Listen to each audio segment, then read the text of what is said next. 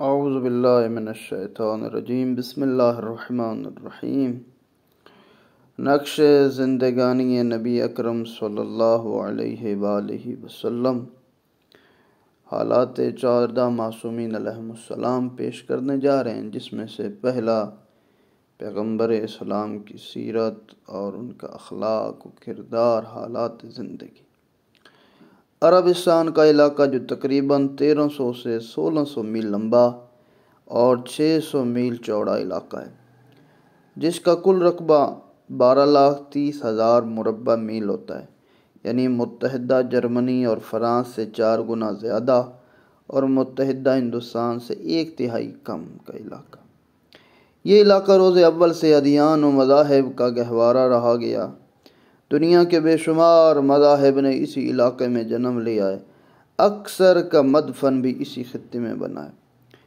اس علاقے کی نمایاں تاریخ کا دور جناب ابراہیم علیہ السلام کے زمانے سے شروع ہوتا ہے، جن کی مختصر تاریخ حیات یہ ہے کہ پروردگار عالم نے اپنی قدرت کاملہ سے انہیں مختلف فضائل و کمالات سے آراستہ کر کے توحید کا علمبردار بنا کر اس علاقے میں خلق فرمایا اور نمرود جیسے باغی طاغی کے مقابلے میں کھڑا کر دیا۔ جناب ابراہیم علیہ السلام نے قولاً اور عملاً توحید کی تبلیغ شروع کی۔ ایک دن موقع پا کر تمام بتوں کا صفایا کر دیا، جس کے نتیجے میں انہیں آگ میں ڈال دیا گیا۔ رب کریم نے انہیں آگ میں جلنے سے بچا لیا اور بردم و سلاما کے چھینٹے دے کر آگ کو گلزار بنا دیا۔ اس واقعے سے متاثر ہو کر جناب سارہ بنت حاران نے آپ سے عقد کر لیا۔ نبوت کی تاریخ میں کمالات کو دیکھ کر پیغام عقد دینے کا سلسلہ شروع ہو گیا۔ جناب ابراہیم علیہ السلام ابتدائی طور پر بابل میں رہے، پھر وہاں سے کنعان چلے گئے۔ کنعان میں قحط پڑا اور مصر منتقل ہوئے۔ وہاں اس دور کے فرعون کے دربار میں پہنچے تو اس نے جناب سارہ کے حسن و جمال کا احساس کر کے بار بار ان کی طرف ہاتھ بڑھانا چاہا، لیکن ہر مرتبہ ہاتھ خشک ہو گیا۔ اس نے جناب ابراہیم سے وعدہ کیا اگر ان کی دعا سے ہاتھ ٹھیک ہو جائے گا تو آئندہ ایسی جرثارت نہیں کریں۔ خلیل خدا نے بارگاہ الہی میں التماس کی، دعا قبول ہوئی، ہاتھ درست ہوا تو اس نے عظمت و کردار سے متاثر ہو کر اپنی بیٹی ہاجرہ کو آپ کی خدمت کے لیے دے دیا۔ اس کے بعد آپ کا قیام مقام جرون میں رہا اور وہیں انتقال فرمایا، جو آج خلیل الرحمن سے یاد کیا جاتا ہے۔ جناب سارہ کے ساتھ ایک مدت تک ازدواجی زندگی گزارنے کے بعد جب جناب ابراہیم نے دیکھا کہ ان سے اولاد کا ظاہری امکان نہیں ہے تو جناب ہاجرہ سے عقد کر لیا، جس کے بعد جناب اسماعیل کی ولادت ہوئی اور جناب سارہ 90 سال کی ہوئی تو مالک کائنات نے اپنی قدرت کاملہ سے انہیں بھی صاحب اولاد بنایا اور جناب اسحاق کی بھی ولادت ہوئی۔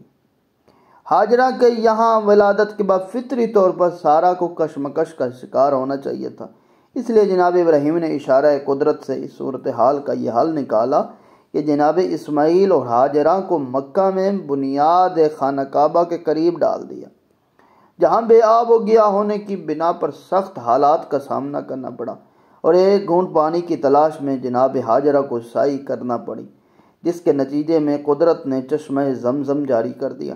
اس طرح کرم پروردگار کا بھی مظاہرہ ہو گیا۔ نبی خدا کے تحفظ کی راہ میں سعی کی عظمت کا بھی اظہار ہو گیا۔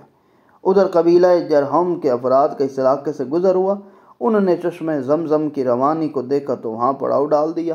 اس طرح عرض حرم کی آبادی کا سلسلہ شروع ہو گیا۔ کچھ عرصے کے بعد جناب ابراہیم اپنے گھر والوں سے ملنے کے لیے آئے تو جناب اسماعیل موجود نہ تھے۔ ان کی زوجہ نے اخلاق کا مظاہرہ نہ کیا تو ابراہیم نے طلاق کا اشارہ دے دی۔ اسی طرح دوسری شادی قبیلہ جرہم میں ہوئی، جس سے اسماعیل کو سکون زندگی نصیب ہوا، لیکن اس کے بعد ہی قدرت نے اسماعیل کی قربانی کا حکم دے دیا اور جناب ابراہیم نے پورے حوصلے کے ساتھ ابراہیم علیہ بیٹے کو راہ خدا میں قربانی کے لیے پیش کر دیا۔ اسماعیل نے بھی اپنی مرضی کو مولا کے حوالے کر دیا۔ اس طرح ابراہیم خلیل اللہ قرار پائے اور اسماعیل ذبیح اللہ قرار پائے۔ ایثار و فداکاری کا یہ سلسلہ نسر ابراہیم و اسماعیل میں جاری رہا، یہاں تک کہ جناب عبد مناف پیدا ہوئے، جن کا نام عمر الاولاد تھا۔ ان کے فرزند جناب ہاشم تھے اور جناب ہاشم کے فرزند عبد المطلب تھے اور ایک اسد اسد کے گھر میں جناب فاطمہ بنت اسد کی ولادت ہوئی اور عبد المطلب کے یہاں متعدد اولادیں پیدا ہوئیں، جن میں سے ایک جناب عبداللہ تھے اور ایک جناب ابو طالب علیہ السلام۔ عبد المطلب کی نظر تھی کہ اگر خدا 10 فرزند دے گا، انہوں نے اللہ سے یہ کہا کہ ایک کو راہ خدا میں قربان کر دیں گے۔ جب قربانی کا وقت آیا تو قرہ جناب عبداللہ کے نام نکلا۔ عبداللہ کے حسن و جمال کی بنا پر دوبارہ قرہ ڈالا گیا، پھر انہی کا، یہاں تک کہ فدیہ طے ہو گیا۔ 100 اونٹ کی قربانی دے کر جناب عبداللہ کو قربانی سے بچا لیا۔ اس طرح عبداللہ بھی ذبیح اللہ پائے اور رسول الاکرم ابن ذبیحین کے مصداق ہوئے، یعنی 2 باپوں کی وجہ سے ذبیح ہیں۔ عبد المطلب کا نام عامر تھا، کنیت ابو الحارث تھی، لقب شیشۃ الحمد تھا، اس لیے سر کے بال سفید تھے۔ انتہائی خوبصورت تھے۔ باپ کے انتقال کے بعد ننیال میں رہے، آخر کار مطلب جا کر وہاں سے لے آئے۔ لوگوں نے بھتیجا کہنے کے بجائے ان کا غلام کہنا شروع کر دیا۔ اس طرح عامر کی بجائے عبد المطلب قرار پائے۔ رسول اکرم کے ارشاد کے مطابق جناب عبد المطلب 5 خصوصیات کے حامل تھے۔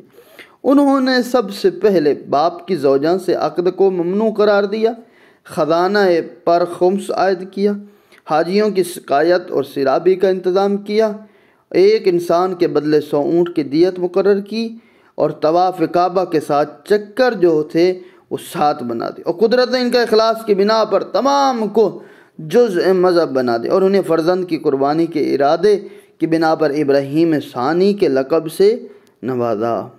اب جب ابرہہ اپنے لشکر یعنی ہاتھیوں کے ساتھ آیا خانہ کعبہ کو گرانے کے لیے، تو خانہ کعبہ کے اطراف یعنی مکہ والے باغ کھڑے ہوئے، شہر چھوڑ کر چلے گئے۔ تو جناب عبد المطلب کے ابرہہ والوں نے اونٹ چرا لیے۔ جیسے انہوں نے پکڑ کے لیے، عبد المطلب گئے اس کے پاس، اسے ملے، بڑے ہی خوش اخلاقی کے ساتھ پیش آیا، اور اس کے بعد حضرت عبد المطلب نے کہا کہ میری اونٹوں کو واپس کرو۔ کہا مجھے حیرانی ہے، افسوس ہے کہ تمہیں اپنی اونٹوں کی فکر ہے، لیکن اس گھر کی فکر نہیں ہے جسے گرانے کے لیے میرا لشکر آیا ہوا ہے۔ جناب عبد المطلب نے فرمایا میں اونٹوں کا مالک ہوں، اس گھر کا بھی ایک مالک ہے جو ان قریب اسے بچا لے گا۔ ابرہہ جاہل تھا، اس اشارے کو نہ سمجھ سکا، جو مغرور تھا، متکبر تھا، اور رب العالمین حضرت عبد المطلب کے بیان کی لاج رکھ لی۔ ابابیل کا لشکر بھیج کر ابرہہ کے لشکر کا خاتمہ کر دیا۔ ابرہہ کی فوج میں 60,000 افراد تھے، جن میں 9 یا 13 بڑے بڑے ہاتھی تھے۔ سب سے بڑے ہاتھی جو تھا نا وہی محمود کے نام سے تھا، جو خانہ کعبہ کو گرانے کے لیے انہوں نے لایا ہوا تھے، اور خدا نے اپنی تدبیر سے ان کو ناکام کر دیا۔ جناب عبد المطلب کا کمال ایمان تھا کہ انہیں گھر کی حفاظت میں بتوں کا حوالہ نہیں دیا، حالانکہ بت بھی خانہ کعبہ میں موجود تھے، بلکہ ایک غیبی طاقت کا حوالہ دے کر یہ واضح کر دیا کہ مالک اصلی یہ بت نہیں ہے، خدا ہے، اور اطمینان قلب کا راز ظاہر پر ایمان نہیں ہے بلکہ ایمان بالغیب ہے۔ اب پیغمبر اعظم کی آمد کے سال، جس سال ابرہہ کی تباہی خانہ کعبہ کی حفاظت خاص کا واقعہ پیش آیا، اس سال کو عام الفیل، عام کہتے ہیں سال، فیل یعنی ہاتھی والا سال، اور اسی سال رسول اکرم کی آمد ہوئی، ولادت ہوئی۔ عام شیعہ روایات کی بنا پر 17 ربیع الاول اور عام سنی روایات کے مطابق 12 ربیع الاول کو۔ مصر کے مشہور عالم فلکیات کے بنیاد پر اور مولانا شبلی 9 ربیع الاول کو، اور انگریزی سال کے اعتبار سے مشہور مسلک 29 اگست 570 عیسوی ہے، اور مولانا شبلی کا مسلک یہ کہتا ہے کہ 20 اپریل کو وہ آئے ہیں۔ مقام ولادت شیب ابی طالب تھا، یعنی ابی طالب علیہ السلام کا علاقہ گھر، جس مکان کو رسول نے عقیل کو ہبہ کیا تھا، اور انہوں نے محمد بن یوسف ثقفی کے ہاتھ فروخت کر، جس کے بعد ہارون اور رشید اسے خرید کر مولود النبی قرار دے دیا۔ زمانہ حمل میں جناب آمنہ کو خواب میں بشارت ہوئی کہ بچے کا نام احمد رکھا جائے۔ ابن سعد نے اس کو نقل کیا، اور بے روایت اہل خاندان کے مشہور سے عبد المطلب نے محمد صلی اللہ علیہ وآلہ وسلم رکھا، لیکن حق یہ ہے کہ یہ کام بھی بذریعہ الہی انجام پایا ہے، اس لیے کہ جب آل رسول کے اسماء گرامی قدرت کی طرف سے نازل ہوئے ہیں تو یہ کیوں کیا ممکن ہے کہ خود رسول کا اسم گرامی اہل خاندان کے مشورے کے مطابق؟ نہیں، ایسا نہیں ہے، بلکہ یہ ذات پروردگار ہی کی طرف سے آیا تھا۔ آپ شک میں مادر میں تھے کہ آپ کے والد بزرگوار جناب عبداللہ علیہ السلام کا انتقال ہو گیا، اور سیرت نبی اور باقی ان کے مطابق کہ آپ کو اپنے والد محترم کی طرف سے میراث میں ایک ایمن کنیز، 5 اونٹ، چند دم بیاں ملی، اور اسی طرح انبیاء کی یہاں میراث نہ ہونے کا مفروضہ روز اول سے ہی باطل ہو گیا۔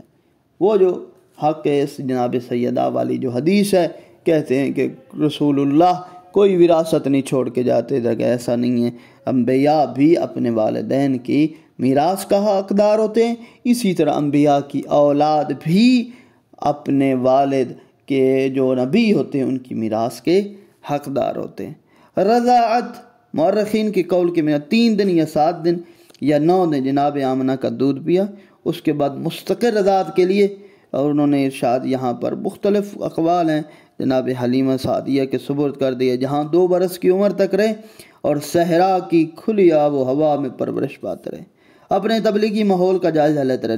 نبی ہوتا ہے، چاہے بچپن میں ہو جوانی میں ہو۔ وہاں سے واپس آئے تو 2 برس کے بعد مادر گرامی کا انتقال ہو گیا۔ اب مستقل طور پر اپنے دادا جناب عبد المطلب کے ساتھ رہنے لگے۔